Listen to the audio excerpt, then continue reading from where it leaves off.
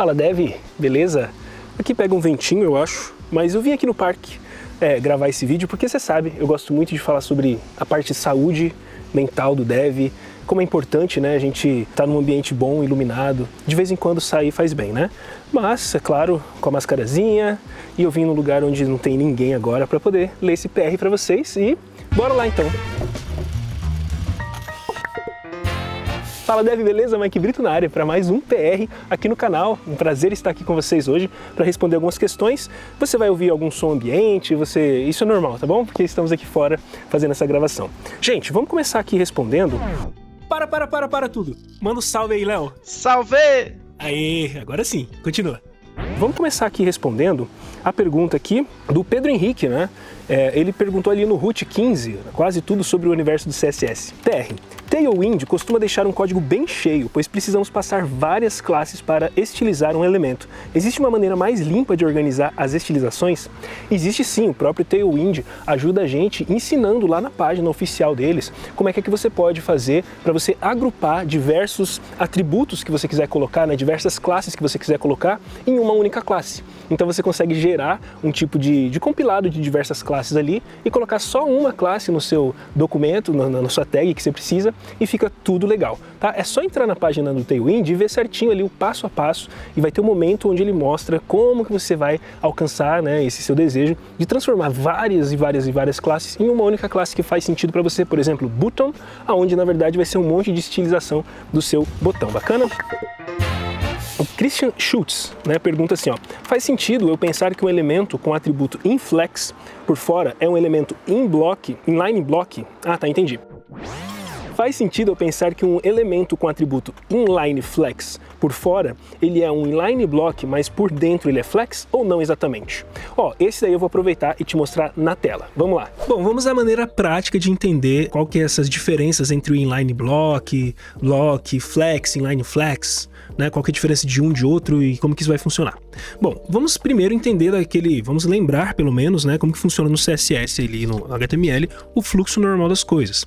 Nós temos tags que são inline, por exemplo, span, strong são tags inline, e nós temos tags block. A tag block, ela automaticamente faz uma quebra de linha. Então, se eu tenho uma div aqui e colocar uma outra div, a div vai ficar aqui embaixo. Daqui a pouco eu vou fazer com a div, tá? Mas se eu tenho duas tags em span, então uma span fica de um lado e essa ao lado da própria, né, sem quebra de linha, sem nada, porque isso é inline, ok? Enquanto o block sempre vai ter uma quebra de linha. Só relembrando isso, e daqui a gente já vai ver de maneira prática. Bom, então esses dois spans que você está vendo aqui, ele vai manter um ao lado do outro. Aqui a gente tem o primeiro span e aqui a gente tem o segundo span. Dentro dele eu ainda coloquei um strong aqui no primeirinho, tá? E um strong aqui para você ver que ele está mantendo a linha, tá? Isso é inline. Então, ok. Então vamos lá. Qual que é a diferença de eu fazer um inline block ou block, né? Se eu pego aqui esse span e eu coloco agora que o span vai ser um display block, nós temos agora uma quebra de linha, tudo bem? Agora, se eu colocar um inline block, olha que legal, não há uma quebra de linha. Só que, para que serve o inline block então? Simples, se eu quero colocar aqui um margin top, por exemplo, nos elementos de 16 pixels, olha ali, o inline, ele não recebe o margin top, não faz parte dele. O margin top faz parte do block.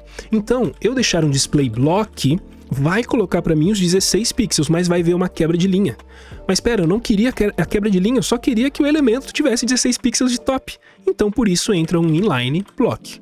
Ele mantém a propriedade em linha, só que ele habilita propriedades que não teria no inline. Beleza? Tá entendido isso daqui, né? Inline block vezes o block. Então, inline block não vai ter quebra de linha como no block. E o inline block vai receber propriedades que só existiriam no block. Agora vamos para o inline flex versus o flex. Tudo bem? Vamos lá. Vamos começar pegando esse container aqui e fazendo ele virar flex. Quando eu faço ele virar flex, eu tenho uma quebra de linha. E se eu não quiser a quebra de linha e deixar no inline flex? Opa, olha que legal, ele ficou inline e não teve uma quebra de linha. Entretanto, a gente tem aqui propriedades habilitadas possíveis para a gente usar aqui, por exemplo, margin top 8 pixels. Fechou, ela funciona. Só que o mais legal de tudo é que a gente tem agora nos filhos, os filhos recebem a propriedade flex, ou seja, flex direction se eu quiser como row reverse. Row reverse eu vou pegar os filhos, olha ali, e vou reverter ele, ou seja, o strong são os filhos do span, né? E eu estou revertendo ele. Eu estou pegando esse inline aqui, jogando ele para cá, ok? Ó, tá vendo aqui, ó, flex traço, né? O traço tá aqui. Joguei todo esse carinha pra cá, tá? E enquanto eu pego esse aqui, ok? E jogo ele pra lá. Olha ali, flex inline, tá bom?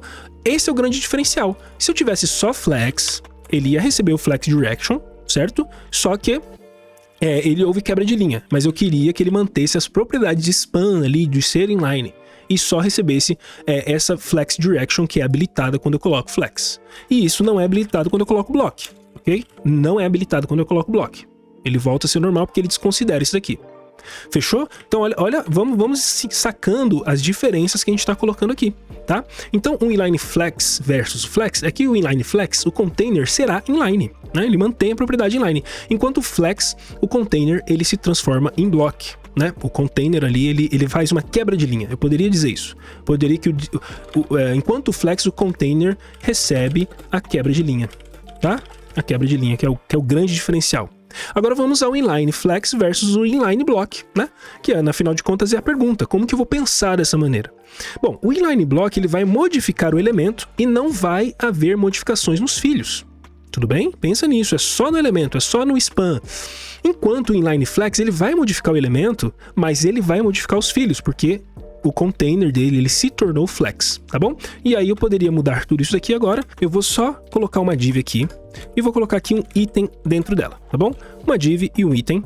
Vamos pegar aqui, vamos pegar a div, e vamos colocar um display, vamos colocar aqui primeiro uma border, 2 pixels solid red, para que a gente possa ver ali o item, beleza?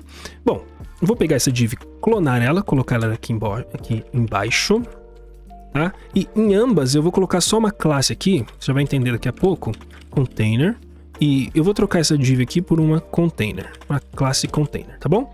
Bom, dessa forma então você está vendo div com elemento dentro, e você está vendo que ela está de uma maneira block, tá? Eu poderia transformar ela num display inline, ok? Inline ele vai ficar em linha. O que acontece agora se eu colocar filhos dentro dela, né? Divs filhas dentro dela. Ó, vou colocar um item. Olha ali que já começou a fazer coisa ruim. Tá vendo ali os elementos dentro? Percebe que ele... Vou botar esse item aqui. Percebe que o elemento, ele meio que morreu aqui, né? De conteúdo, porque o content dele, o conteúdo dele não tem, mas tem outras divs filhas. Percebe? Então isso deu uma bugada nele ao transformar ele em inline. Agora, se eu quiser manter a largura, a altura e ele respeite os filhinhos ali, eu posso colocar o inline block. Aí ele respeitou, ele manteve aqui, claro, os filhos ainda são block, ok? Os filhos não foram alterados, mas ele respeitou ali. E a diferença agora da gente transformar isso aqui num flex é que ele vai colocar dessa forma. Eu poderia trabalhar ali os itens dentro dele, você percebeu que está um ao lado do outro, ou seja, já trabalhou nos filhos.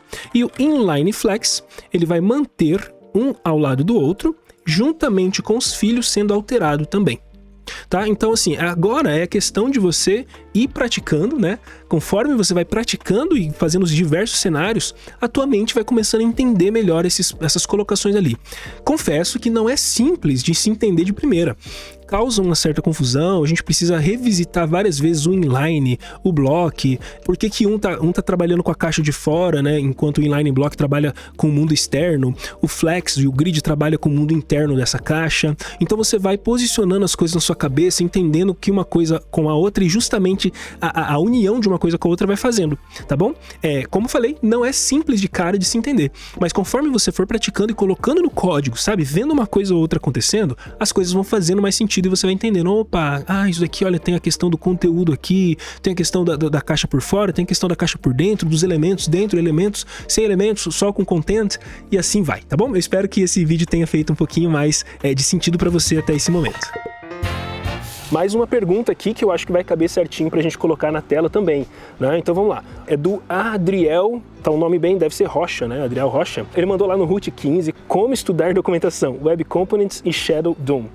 Adoro seus vídeos, Mike. Eu vi recentemente um conceito de CSS chamado CSS Logical Properties e eu nunca ouvi ninguém falar sobre. É interessante aderir a esses conceitos? Poderia fazer um vídeo para exemplificar? Então vamos aproveitar essa pergunta e colocar também na tela. De volta aqui na nossa salinha de trabalho, aqui no nosso escritório, dentro de casa.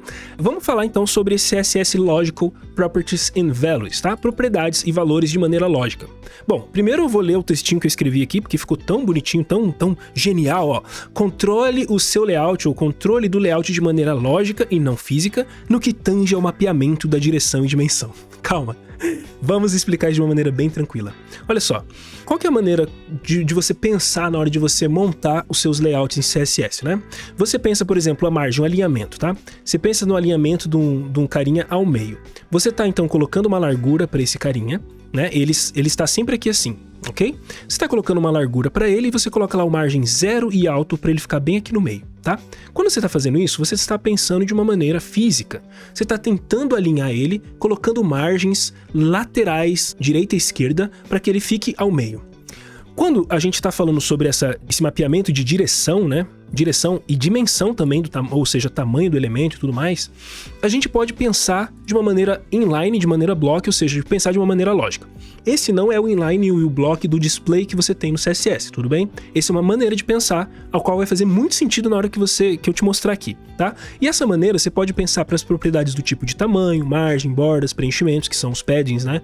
Inset, que é de posicionamento, overflow e muitas outras. Minha dica é, segue essa referência que tem lá no MDN, que lá ele vai mostrar quais são as propriedades que aceitam essa maneira lógica de você pensar no CSS. E aqui eu vou te mostrar as vantagens de você poder usar. Primeiro exemplo eu vou colocar com border, né? Bom, você tem no HTML aqui, você pode colocar um conteúdo, deixa eu diminuir essa tela, aumentar aqui. Bom, você tem um conteúdo escrito de uma maneira bem normal, né? Se você pegar aqui a sua div, eu vou começar ali com a margem que eu falei, né? Se colocar uma largura para essa div de uns 80 pixels, quem sabe? Ok? Você quer centralizar ela ao meio, você pode usar o margem 0 em cima e embaixo e automático nas laterais. Ele vai colocar o meio, tá? E como que é a maneira, então, lógica de se pensar? A maneira lógica, essa é a maneira física, né? Você está fisicamente pensando na direita e na esquerda, né? Se você fazer esse alto, você sabe que ele é direita e esquerda, e o 0 você sabe que ele é em cima e embaixo, top e bottom. Bom, como que você pensa de maneira lógica? Você vai colocar inline, porque inline é o relativo à linha do eixo X, tá? É relativo a essa linha aqui, ó. Essa linha aqui, tá? Então você vai pensar em inline automático. Aí beleza, ele vai fazer esse preenchimento automático, tá? Se você fosse pensar o inverso disso, que seria o block, ele estaria se referindo a esse eixo aqui.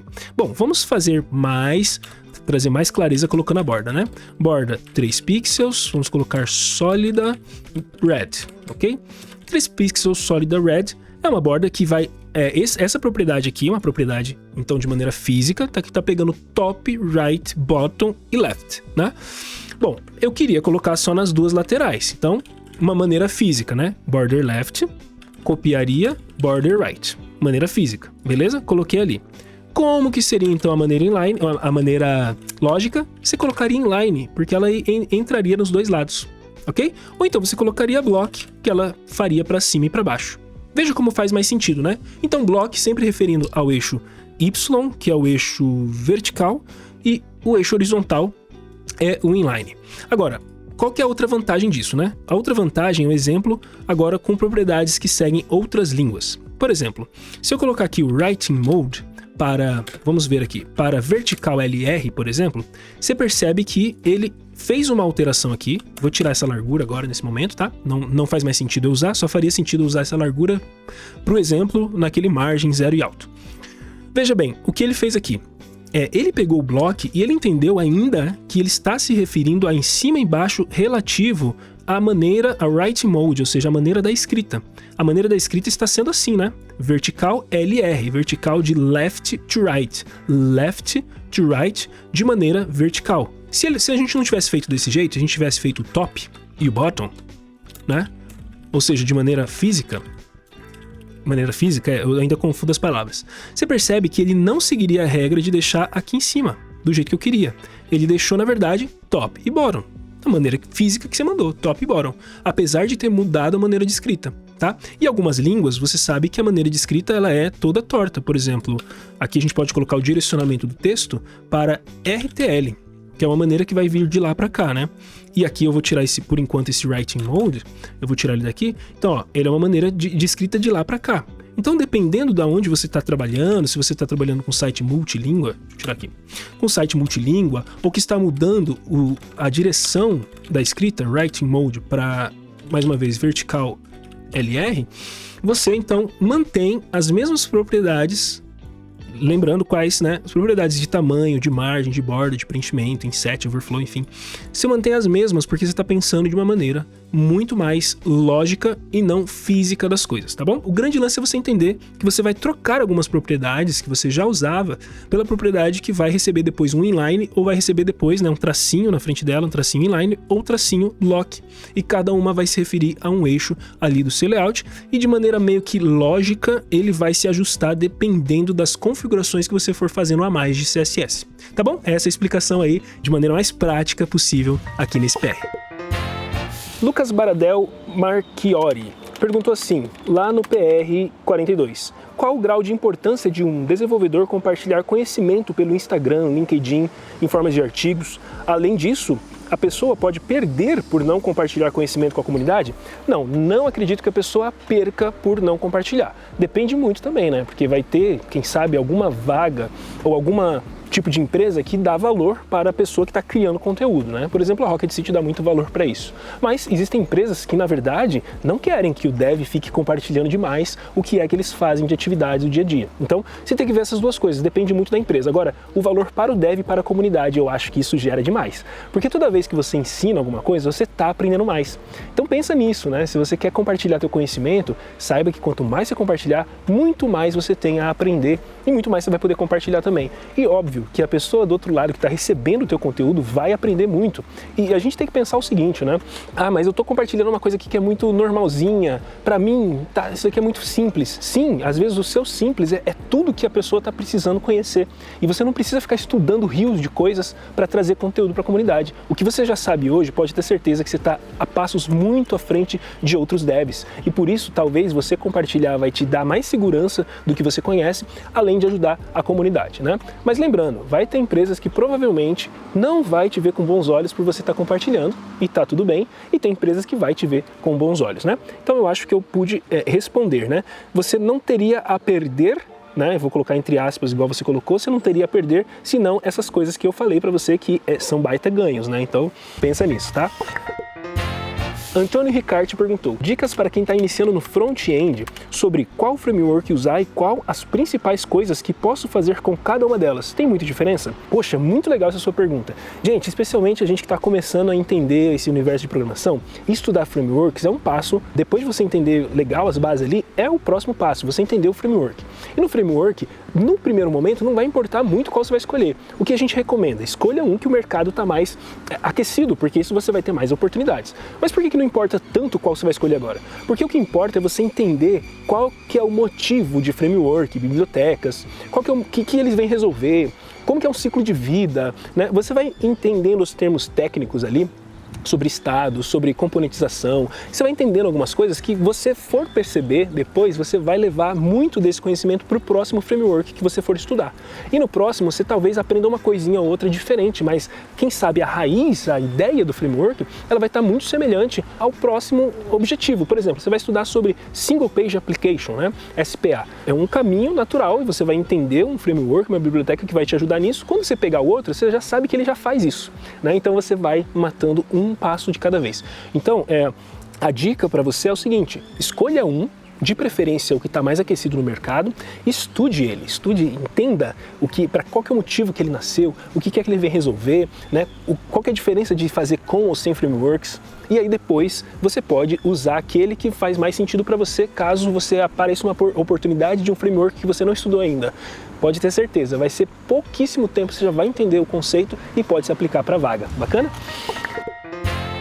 Próxima pergunta aqui do Altamir Santos. Maicão, como que você se mantém atualizado das novas funcionalidades, tipo esse Houdini do CSS? Primeira vez que eu ouvi falar. Eu uso muito o Twitter, eu uso o Dev.to, que também cria-se artigos ali, eu uso o Medium e tem mais um que eu vou procurar depois e quem sabe eu deixo aí nos comentários ou na descrição do vídeo, mas assim, primariamente são esses e eu recebo na minha caixa de e-mail. Mas tem mais uns dois ali que eu me inscrevi e aí eu recebo direto no meu e-mail as novidades, beleza? Enfim, eu vou tentar deixar aí depois para vocês na descrição, quem sabe, tá bom? Mas é isso, gente, eu pesquiso com a comunidade, Twitter, Medium, os artigos, né, e o Dev.to especialmente, e aí recebo tudo na minha caixa de e-mail, dou uma lidinha, toda semana eu tô tentando ler, tô tentando ver as coisas que tem novas ali, nem tudo a gente sai fazendo, tá? A gente lê, a gente entende, por exemplo, Houdini, muito massa, mas é um negócio que já faz anos que tá ali só nas ideias e ainda não tá funcionando legal em tudo, então é uma coisa que você vai conhecendo, vai entendendo, vai brincando, mas não é algo que você vai trazer de fato pro seu dia a dia de trabalho, tá bom? Mike Brito do futuro passando aqui para cumprir a promessa de falar para você as outras duas fontes de notícias, além de uma extra que eu vou colocar aqui para você. Mas ó, JavaScript Weekly fala tudo do universo do JavaScript, né? Coisas novas do JavaScript, e nesse universo tá envolvido coisas de CSS de vez em quando. A gente vai ler uma coisa ou outra que vai acabar guiando a gente para novidades de CSS também.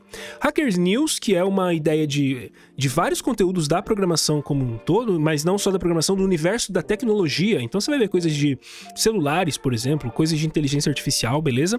E um maravilhoso delicinha, como diria o nosso querido amigo Felipe, é a newsletter do Felipe, porque aqui a gente tem uma curadoria muito legal dele de conteúdos do momento. Nossa, isso daqui é muito bom também, porque você pode daqui acabar tendo também novos insights e novas coisas que está acontecendo no universo da tecnologia, e inevitavelmente você vai encontrar coisas também de JavaScript, CSS e tudo mais que você vai ficar interessada. Então se liga aí nessas dicas, beleza?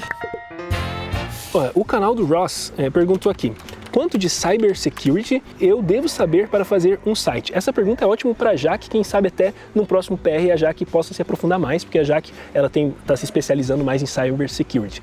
Mas o que eu percebo que é necessário é você entender bastante sobre rotas, sobre HTTP, é você entender a segurança básica de dados, né? Você não vai ficar transportando, levando dados para lá e para cá de maneira muito aberta, nem dados sensíveis. É mais uma questão de você entender como que seus dados estão trafegando, como que você vai fazer essa segurança de dados, fora os dados internos já que estão guardados na sua aplicação, banco de dados e tudo mais. Eu não sei um universo de cybersecurity, por isso que eu não tenho muita autoridade para falar sobre isso, mas o que eu sei são essas questões básicas de segurança do dado do seu usuário, né? Então, dados sensíveis dele, dados que estão trafegando por ali na sua aplicação, como que você faz a sua aplicação não ficar com portas abertas, né? Não deixar nada aberto na sua aplicação, se cuidar com injections de, sei lá, de SQL, nem sei se ainda existe essas coisas, mas se cuidar com qualquer tipo de injeção de dados que possa estragar o teu sistema. Então, são essas coisas básicas, eu acho que são mínimas, que você vai entendendo conforme você vai sendo dev aí, programando durante o seu dia a dia na sua carreira de dev, tá bom?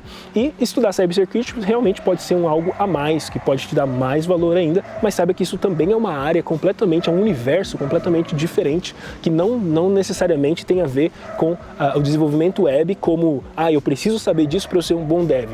Não necessariamente, mas se você souber isso pode te ajudar bastante também. Bacana? Então, olha, foi um prazer estar aqui com vocês, com esse barulho todo de ambiente. Isso é a vida, né? Um prazer estar aqui com vocês nesse PR. Eu te vejo no próximo PR. Um abração do Maicão. Tchau, tchau.